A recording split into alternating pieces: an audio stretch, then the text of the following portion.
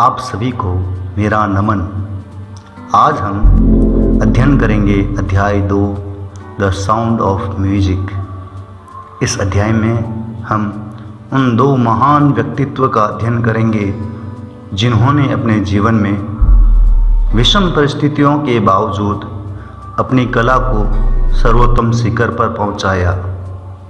इस अध्याय के ऑथर हैं डेब्रा काउली, जिन्होंने द साउंड ऑफ म्यूजिक अध्याय में दो महान व्यक्तित्वों एवलिन ग्लेनी व भारत रत्न बिस्मिल्लाह खान की जीवनी अपने कलम के माध्यम से हमारे सामने प्रस्तुत की है। Part 1 Evelyn Glennie, listen to sound without hearing it, जो एक बायोग्राफी है यानी एक जीवनी, जिसमें एक बालिका की कहानी जो स्वयं सुन नहीं सकती परंतु अपने दृढ़ साहस एवं इच्छा शक्ति से अपने जीवन को नया आयाम देती है। वह एक प्रिकॉशनिस्ट बनती है, यानी तरह तरह के वाद्य यंत्र बजाना सीखती है, जो हमें जीवन में विषम परिस्थितियों के बावजूद आगे बढ़ने की प्रेरणा देती है। Part 2 the shehnai of Bismillah Khan, Mughal काल में जन्मा एक वाद्य यंत्र जो अक्सर मंदिरों व शादियों में बजाया जाता था। उस वाद्य यंत्र को विश्व स्तर तक लाने में उस्ताद बिस्मिल्लाह खान का नाम हमेशा याद रखा जाएगा। बनारस के मंदिरों में अपने मामा के सानिध्य में शहनाई बजाना सीखा और एक दिन लाल किले की प्राचीर तक पहुंचाया। सन 2001 में भारत के सर्वोत्तम सम्मान भारत रत्न से सुशोभित हुए। इससे पूर्व इन्हें पद्म भूषण, पद्म विभूषण, पद्मश्री आदि सर्वोच्च सम्मान प्राप्त हुए। आइए एवलिन ग्लेनी की जीवनी यानी बायोग्राफी का अध्ययन करते हैं। लोगों की भारी भीड़ थी उस भूमिगत रेलवे स्टेशन पर। लोग जगह बनाने के लिए भीड़ में धक्का मुक्की कर रहे थे। Rush hours, crowd jostle for position on the underground railway platform. यहाँ रश हावर का अर्थ है भीड़ भाड़ वाला समय। The busy part of the day when towns and cities are crowded. Jostle for position, यानी कि अपना स्थान प्राप्त करने के लिए धक्का मुक्की करना। Jostle का अर्थ होता है to push hard against somebody in a crowd, यानी कि भीड़ में धक्का मुक्की करना। एक दुबली पतली लड़की अपनी उम्र 17 वर्ष से कम की दिख रही थी। मायूस और बेचैन होते हुए भी उत्साहित थी, क्योंकि वह उत्साहित इसलिए थी कि ट्रेन के आने का एहसास, उसकी धड़धड़ाहट उसे महसूस हो गई थी। हम पूर्व में जान चुके हैं कि वह सुन नहीं सकती थी, लेकिन फिर भी उसे एहसास हो जाता है। A slight girl, looking younger than her 17 years, was nervous yet excited as she felt the vibration of the approaching train. यहाँ slight का अर्थ है small in amount and degree, यानी कि आकार में छोटा होना या मात्रा में छोटा होना। नर्वस का अर्थ है वरीड और अफ्रेड या एनएक्सियस। एक्साइटेड का अर्थ होता है फील वेरी हैप्पी एंड इंथ्यूसिस्टिक, यानी उत्साहित होना या आनंदित होना। अर्थात नर्वस एंड एक्साइटेड का अर्थ यहाँ ये दिखाया गया है कि भीड़ के कारण लड़की नर्वस थी, परंतु ट्रेन के आने के एहसास ने लड़की को उत्साहित कर दिया था। लंदन के एक प्रतिष्ठित college royal academy of music में उसका यह पहला दिन था। छोटे से क्षेत्र स्कॉटलैंड के एक छोटे से फार्म से आई हुई किशोरी के लिए यह एक निरुत्साहित करने वाला दिन था।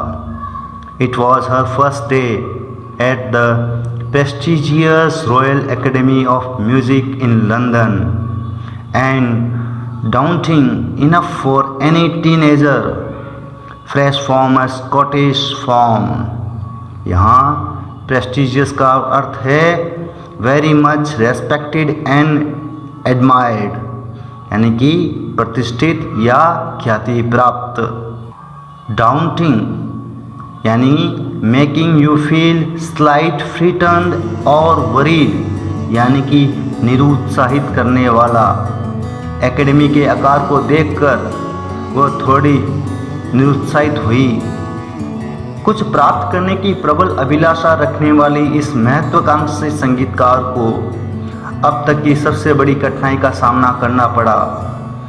वह कठिनाई थी, वह सुन नहीं सकते थे। But this aspiring musician faced a bigger challenge than most. She was profoundly deaf. Aspiring का अर्थ होता है someone who is trying to become successful, यानी कि सफलता की अभिलाषा रखने वाला। Profoundly का अर्थ होता है deeply और extremely, यानी कि अत्यधिक। एवलिन ग्लिनी की सुनने की क्षमता धीरे धीरे कम हो गई थी। उसकी माँ कहती है उसे याद है वे क्षण जब एवलिन पियानो बजाने का इंतज़ार कर रही थी। स्टेज पर से आवाज़ देकर उसे बुलाया जा रहा था, पर वह हिली नहीं। Evelyn Glennie's loss of hearing had been gradual. Her mother remembered noticing something was wrong when the 8-year-old Evelyn was waiting to play the piano.